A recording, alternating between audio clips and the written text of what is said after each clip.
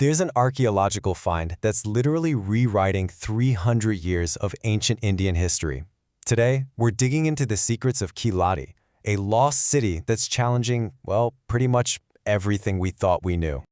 Okay, so what if an ancient civilization, one you only thought existed in legends and poems, turned out to be real?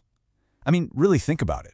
For centuries, these incredible stories of magnificent cities and vibrant cultures, what if they weren't just stories?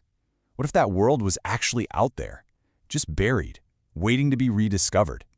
You see, for a very, very long time, our only window into the ancient Tamil Sangam Age was through its incredible poetry. We're talking about these epic descriptions of amazing cities full of trade, art, a really complex society.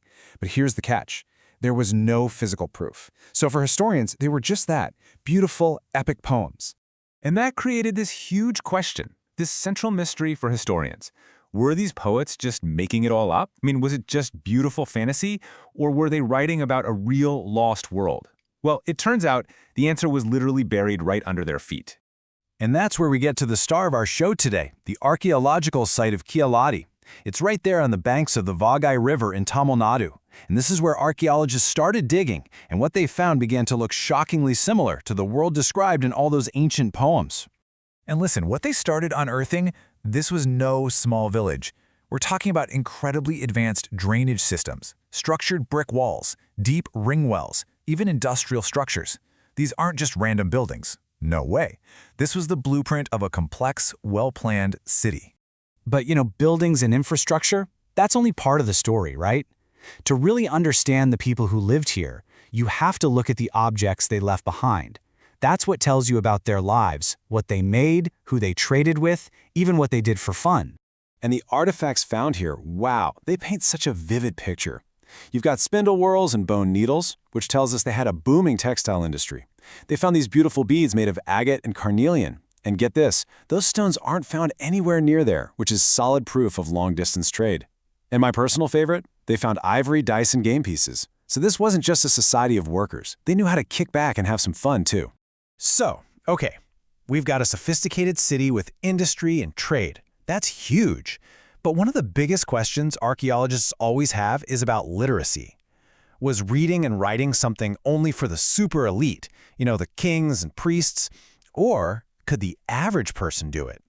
Well, at Keeladi, they found the answer on the most ordinary objects you can imagine, broken pieces of pottery. And on hundreds of these simple clay sherds, they found names scratched into them. Not names of gods or royalty, just people's names, like Adhan, Kuveran, Thivi. The ancient equivalent of writing your name on your lunchbox. And that is a game changer. Finding these names on common, everyday pots suggests that literacy wasn't some secret knowledge held by the powerful. It was a practical, daily tool for ordinary folks. That is a massive discovery.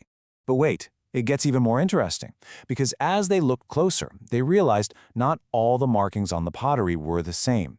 In fact, there were two totally distinct types of inscriptions, and you really need to understand the difference between these two to see why Keeladi is so important.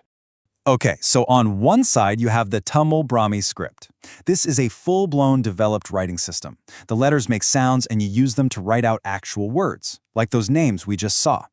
But then you have these other things called graffiti marks. These are more like symbolic pictures, a fish, the sun, a ladder. The easiest way to think about it is like the difference between writing out your full name and just using your personal signature or a little doodle that represents you. So you've got this fully developed script on all these artifacts. And here's the crucial part.